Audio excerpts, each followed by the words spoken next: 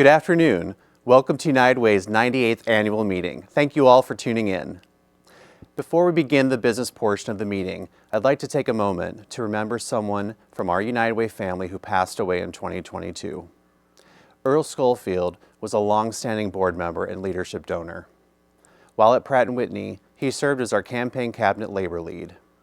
Earl was a Community Service Award recipient, our United Way's highest volunteer honor.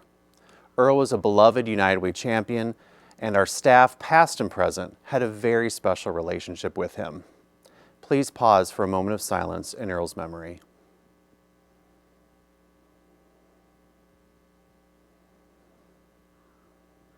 Thank you. And now, I would like to turn it over to the chair of our board of directors, Vicki Pace.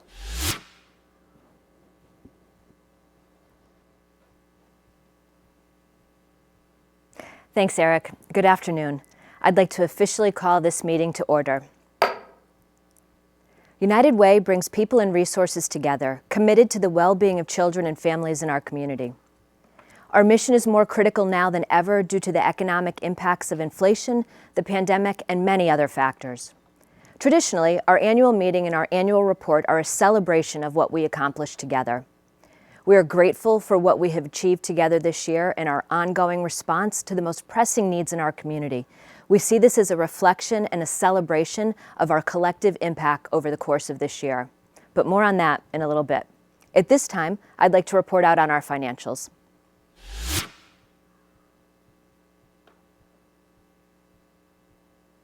Today, I'm sharing the financial results for the fiscal year that ended on June 30th, 2022. This past year, once again, proved the power of community. In addition to the many ways individuals, corporations, foundations, and local businesses volunteered and gave generously through our community campaign, we saw a significant outpouring of resources and support for our efforts at a time when it was needed more than ever. Our United Way remains in sound financial condition thanks to the great support from this community, our volunteer leadership, and our staff. And I am pleased to report that we raised $7.8 million through our community campaign and by securing grants for programs and services that impact the community. In helping donors find their best way to give to causes they care about, we were the steward for more than $1.5 million in designations to nonprofit organizations. In addition, $3.7 million was invested back to our local community through United Way supported initiatives and grant-funded programming. We ended the fiscal year with an operating deficit of $2.2 million. Our net asset level remained very healthy at $21.1 million. And as of June 30th, 2022, we continue to operate debt-free. Our United Way cannot succeed without trust, confidence, and accountability. And I'm pleased to report that our independent auditors once again issued an unqualified opinion on our financial statements for the fiscal year 2022. You can find our full financial statement in this year's annual report. Now, please join me in welcoming Vi Smalley and Sean Maynard, who will give the nominating and governance report. Thanks, Vicki. Last year, it was voted by United Way that we would move away from being a member model and to a corporation governed by a self-perpetuating board of directors in the spirit of being nimble and responsive in our work, and that vote passed. Today, though voting no longer takes place, I am pleased to celebrate the service of local leaders who are raising their hands to support our community. In November, we welcomed Lee Newman and Irene Bassick to our board of directors to fulfill unexpired terms. This spring, we welcome in more new board members and will celebrate board members who return for their second terms. I also want to acknowledge Mike Osseray, who celebrates his last day today as treasurer and officer of our board of directors. Mike will remain in his role as a second-term member on our board of directors. Thank you, Mike, for serving 3 consecutive terms in this officer role. We look forward to continuing to work with you in a leadership capacity. With that, I'm pleased to announce the officers of the 2023 Board of Directors effective tomorrow, February 1st. They were nominated and elected by the Board of Directors earlier this month in accordance with our bylaws. Vicki Pace returns as the chair of the board, Pete Collins as vice chair, Patrick Sampson as successor vice chair. Rich Tavaleri as treasurer, Eric Harrison remains president and secretary, and Don Allen remains the immediate past board chair. Thank you to all of you. Next, Sean Maynard will celebrate United Way staff who have achieved service milestones. Sean? Thank you, Vi. At United Way, we are fortunate to have a great staff that supports our community. Each year, we take a moment to thank United Way staff members who are celebrating service milestones. This year, 3 United Way employees are being recognized for their commitment to the organization. Collectively, this group represents 25 years of United Way service. 2 of our staff members have dedicated 10 years to United Way. Maura Cook, who is our Vice President for Marketing and Development, and Kayla Hernandez is our Finance Manager. 1 staff member has been with us 5 years. Angeline Cespedes Lopez, who is our Digital Marketing Manager. Please join me in celebrating their work anniversaries and all that they have done for our community through their United Way service. Now I'd like to turn it back to Vicki Pace to provide an update on how United Way brought people, resources, and organizations together and report on what has happened in the community over the last year, thanks to the support of so many workplaces, donors, foundations, and volunteers. Thanks, Sean. Though our community largely transitioned back to what life was like pre-pandemic, many local families were negatively impacted by the ongoing economic impacts of COVID-19 and inflation. We saw tremendous acts of compassion, determination, and commitment. Part of the strength of United Way is that we operate both globally and locally.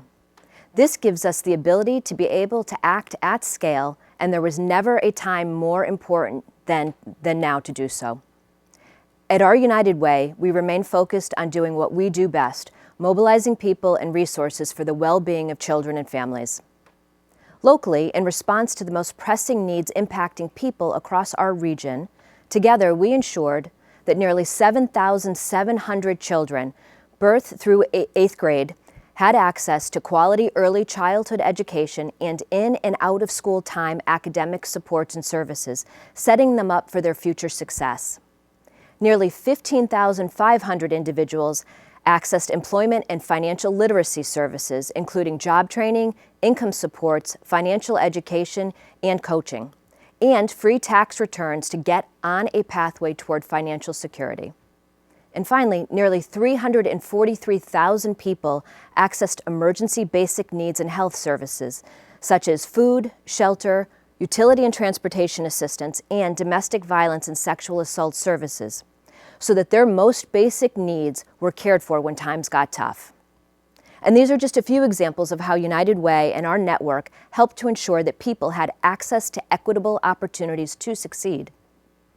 We responded immediately to the needs before us, but we never lost sight of the ongoing ways in which we support youth services, family financial stability, health, and basic needs by partnering with community organizations, workplaces, foundations, donors, and volunteers.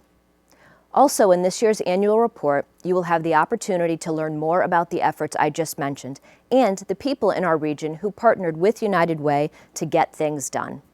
And I'd like to share a few of those stories about some of these incredible individuals. First, let me tell you about the leadership role our United Way and our partners through the Workforce Development Collaborations were highlighted nationally.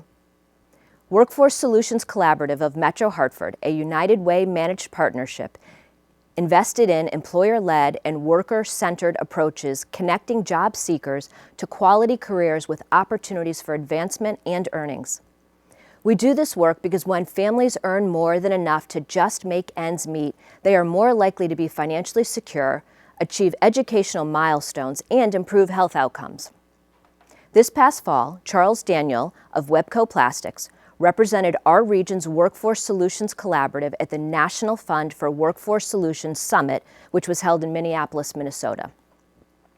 He participated in a panel discussion entitled Trauma and Resilience: How We Are Shifting Our Workplace. Our initiative celebrated its workforce development strategies and the high impact they have had in our region with the other workforce development collaboratives across the country. Next, I want to tell you about the immense success our literacy initiatives have had for children and families across our region. Dolly Parton's Imagination Library, a free subscription program providing one book per month to Hartford children from birth to age 5, has reached 70% of eligible families in our area and achieved a milestone of distributing 50,000 books to build home libraries. Additionally, United Way volunteer readers were paired one-on-one with students struggling with their literacy skills, and more than 90% of enrolled children demonstrated improvement in their reading skills. We know when children read at least 20 minutes every day, their brain development and academic success stay on track, and their opportunities for future achievements skyrocket. The last example I'm going to share is one I never get tired of sharing: supporting individuals and families achieving financial stability.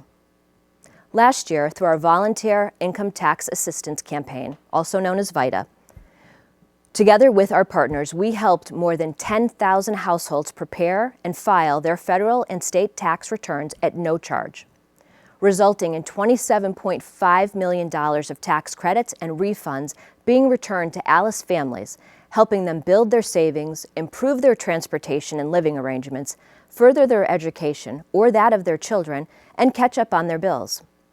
Please visit unitedwayinc.org to access this year's annual report. There you can read these stories and others about community champions who have made a difference in the last year. This work could not be possible without the commitment of each and every one of you. Our donors, workplaces, volunteers, and community partners have innovated, pivoted, and found new ways to deliver critical services.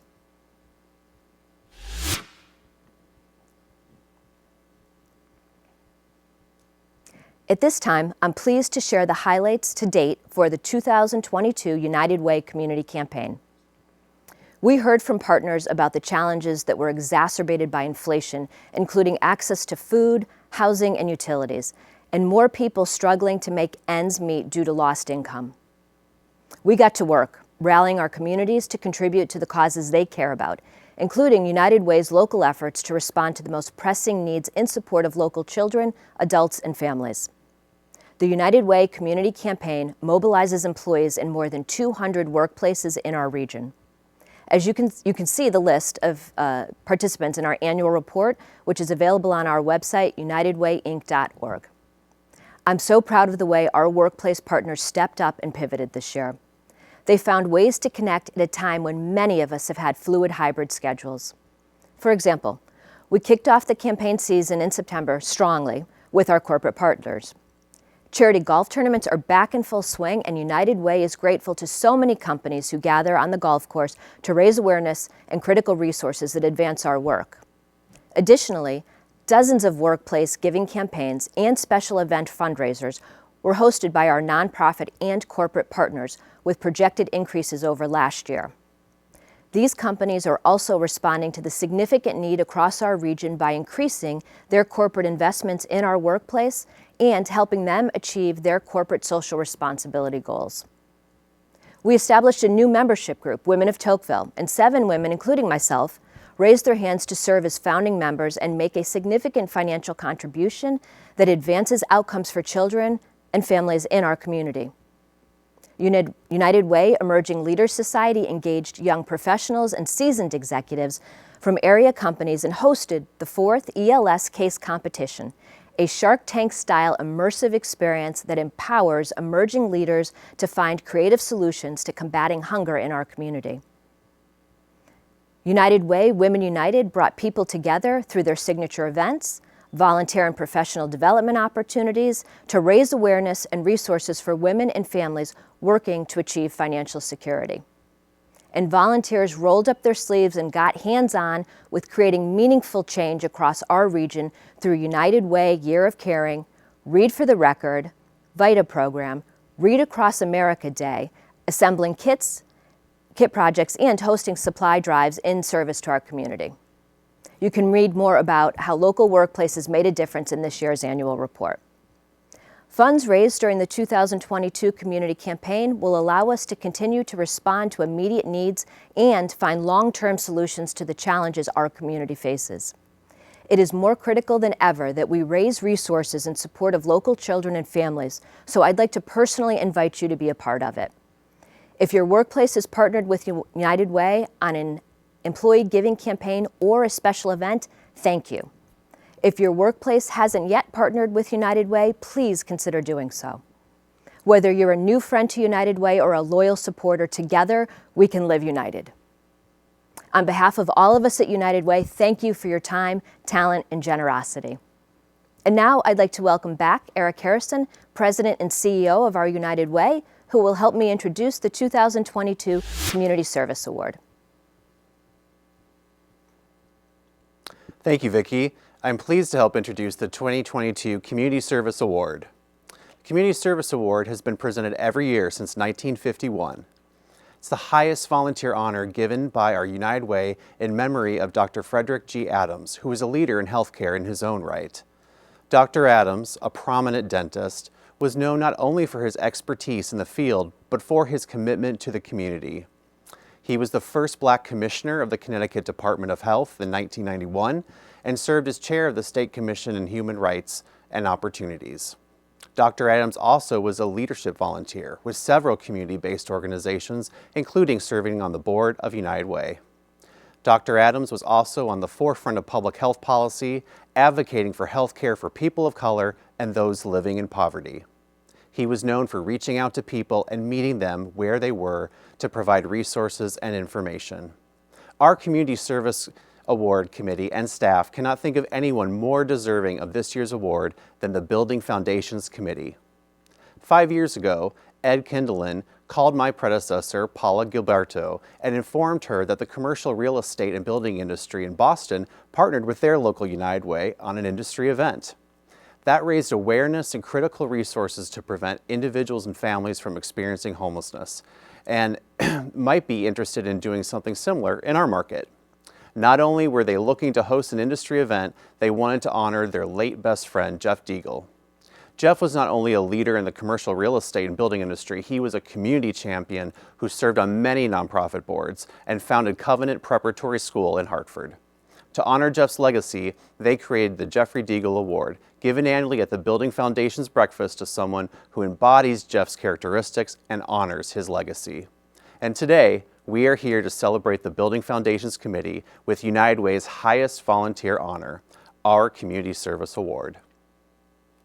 I remember at its inception, the Building Foundations Committee got to work by assembling an impressive, motivated, philanthropic core group who mobilized and served as a catalyst to raise hundreds of thousands of dollars for this cause. Their inaugural event took place in the height of the pandemic. Though the preference would have been to host the first event in person, the need in the community was undeniable, and we had to pivot. Their first event, which was held virtually, raised more than $300,000. Last year was the second annual event, and we were pleased that we were able to gather in person this past April. The Building Foundations Committee and their supporters raised more than $420,000 at the event this past year, quickly becoming United Way's largest fundraiser in just 2 years. This year, the Building Foundations Committee is on track to surpassing $1 million cumulatively raised in the 3 years to combat homelessness. And now, on behalf of United Way of Central and Northeastern Connecticut, along with Eric Harrison, we are proud to present the Building Foundations Committee with the 2022 Community Service Award.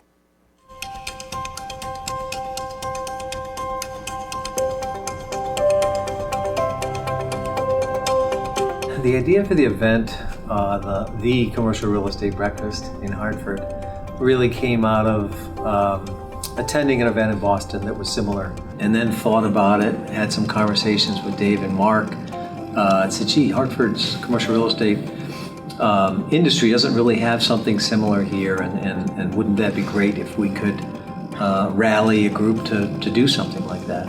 It was a partnership really between the United Way and the commercial real estate industry. As you mentioned, we were brainstorming and said, how do we make this thing happen? How do we pull these people together? There's a guy that is no longer with us, and it was Jeff Deagle, and we figured let's have an honorary award named after Jeff, because Jeff was very dynamic, well liked, loved throughout the industry, and not only was a very successful in real estate, but he just gave so much back to the community. When we started this, I really wanted this to become the most important networking event for the commercial real estate professionals in Hartford. I knew that if we put the right people together, we'd be able to do something really good for the community while also enjoying, the benefits of working together and collaborating.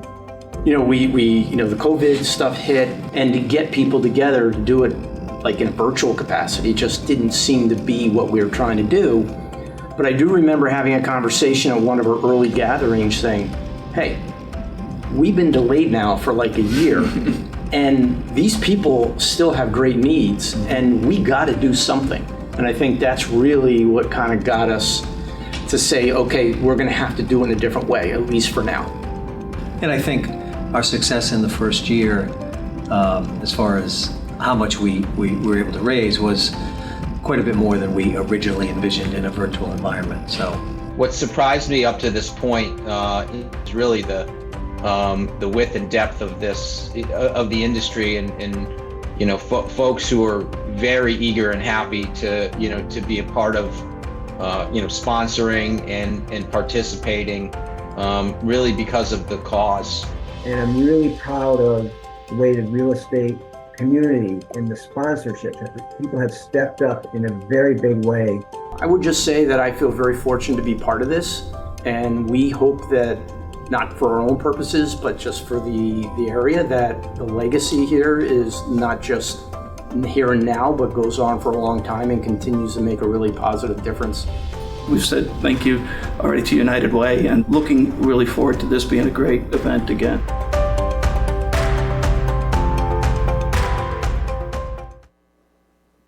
Congratulations to the Building Foundations Committee. We're grateful for all you've done and what you continue to do to prevent homelessness.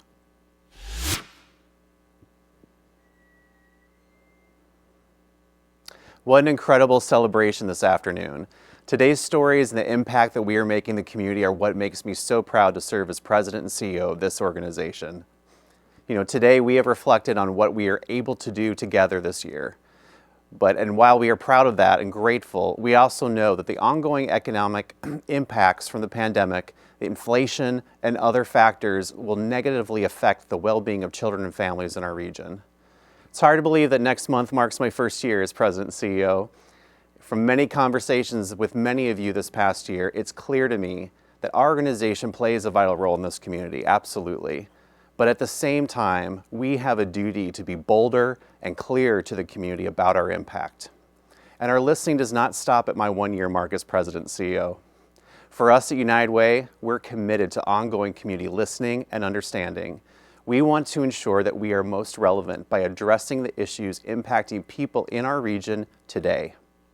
Over the next year, our staff and volunteers will be meeting with nonprofit partners, donors, corporate supporters, and volunteers to get their feedback and input on how our United Way can focus in on making the biggest impact possible to create equitable opportunities for every person to succeed.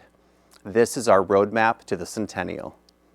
We are also committed to welcoming in the hand raisers.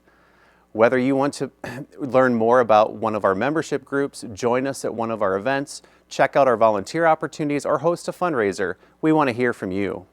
We cannot do this work alone, and the community's involvement is key to our success. So please, join us today. In 2024, we are going to celebrate our centennial in big ways, and I'm really excited to be at this United Way at such a pivotal time in its history. It's incredible to think of all that we have accomplished together in the last 100 years, and we are so excited to look forward together for the next 100 years of service. We've done so much, and yet appreciate that there is so much more to do. Please stay tuned to our social media channels, our e-newsletters, website, events for more information about what's to come for our centennial celebrations. And for the time being, please be sure to visit unitedwayinc.org to read this year's annual report and check out our upcoming events. I'd like to hand it back to Vicki Pace, Chair of the Board of Directors, to formally conclude the business portion of our annual meeting. Vicki? Thanks, Eric. So much to celebrate now and so much to look forward to celebrating over the next 18 months. At this time, I would like to close the meeting. Thank you all for joining us for this special event. We hope to see you soon and appreciate your unwavering support.